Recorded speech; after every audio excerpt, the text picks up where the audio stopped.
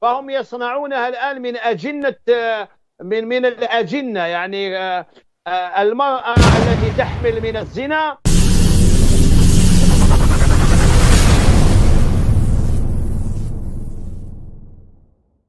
شيخنا تسأل عن حكم الوضوء مع وجود طلاء الأظافر.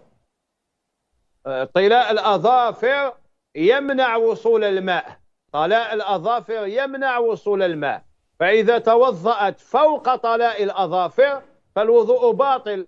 فالواجب أن يصل الماء إلى كل أجزاء أعضاء الوضوء، ولو كانت لمعة كرأس إبرة فالوضوء لا يصح، ولذلك عليها أن تنزع طلاء الأظافر وتتوضأ وتضع طلاء الأظافر بعد الوضوء. طيب إذا كانت متوضئة قبله ووضعت طلاء الأظافر، لا ينسحب ذلك على على القياس؟ هي تحدثت عن الوضوء، فإذا كانت متوضئة ووضعت طلاء الأظافر بعد الوضوء فالوضوء صحيح، بشرط أن يكون طلاء الأظافر من مادة طاهرة وليست من مادة نجسة. لأني قرأت كتابا وحدثني أحد الدعاة من أوروبا أنهم في أوروبا كانوا يصنعون طلاء الأظافر من زيت الحوت، زيت الأبلان، زيت الحوت.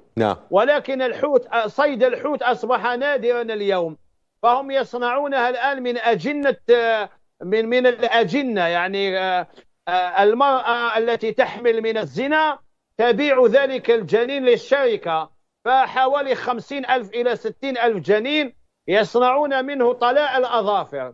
فعلى كل المسلمات أن يحذرن من شراء هذه طلاء الأظافر المستورد من أوروبا من هذه الشركات التي لا تتقي الله، فإذا كان طاهرا فوضوءها صحيح ولا شيء عليها. طيب جميل جدا، معنا اتصال هاتفي كذلك الأمر، ربما نعود إلى قضية طلاء الأظافر لأنها تحتاج إلى الكثير من التفصيل، ولكن معنا اتصال هاتفي الأخ عبد الرزاق من الجزائر. السلام عليكم ورحمة الله وبركاته. وعليكم السلام أستاذ. وعليكم السلام، حياكم الله أخي، تفضلوا.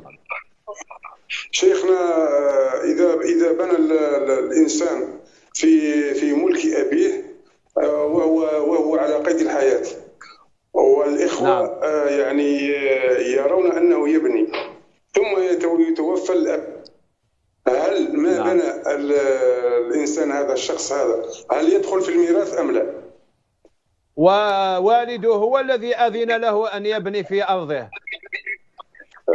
لم يمنعه، لم يأذن له ولم يمنعه، ولكن الوالد كان يأمر ويراه يبني، وجميع الورثة يرونه. الوالد كان يراك تبني ولا يقول شيئا. كان يرى الأخ هذا يبني ولا يقول شيئا. نعم، لا يقول شيئا، ليس خوفا، هو من عادته أن يقول يعني، ولكن هذه المرة سكت ولم يقل شيئا. لم يقل شيئا. نعم، إذا كان الأمر كما تقول، إذا كان الولد بنى في أرض والده والوالد على علم وكان يمر ويراه يبني ويسكت وبنى بيتا ولم يقل شيئا، أقول ذهب بعض العلماء إلى أن هذا يعد في حكم الهبة، ولكن ذهب آخرون إلى أن الهبة لا بد لها من لفظ صريح كوهبتك وأعطيتك وملكتك. ولذلك انظر أنت مع إخوانك، يعني إذا كان الإخوان رأوك تبني والوالد يراك تبني وبنيت في حياته وسكنت في حياته، فإن شاء الله هذا له حكم الهبة. إذا قالوا ليس في حكم الهبة فهو قول موجود يا سيدي، ملا ليس لكم إلا أن تجلسوا في جلسة عائلية تتصارحون وتتحابون وتتذكرون العشرة والمحبة والأخوة بينكم، ولعلهم يرونها من الهبة إن شاء الله. شكرا. طيب بما يتعلق هنا بالأرض هي لأبيه طبعا.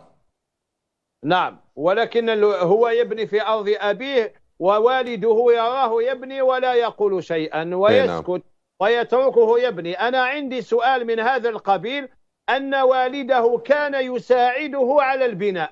نعم.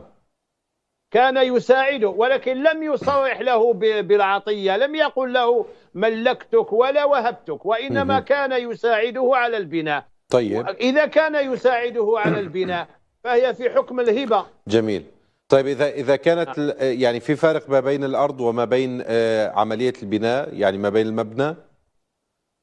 هو إذا أذن له في أن يبني على أرضه فهي في حكم الهبة، لأنه لو أراد أن يملك الأرض ويأذن له بالبناء لصرح بذلك، ولا ينسب لساكت قول، ولكن بالتواتر وبالعمل الغالب على الوالد أنه لا يسكت في مثل هذا الأمر. كيف ينظر إلى ولده يبني في قطعة أرض ويساعده ويسكت، ولعله ينزل ضيفا عنده ثم يموت فيأتي من يقول له أنت بنيت في أرض الوالد فهي من حق الورثة. طيب، جميل. أن يجعلوها هبة أفضل يعني. فيها الكثير من التفاصيل، ولكن قبل أن نختم بآخر اتصال معنا أود أن أعود قليلا.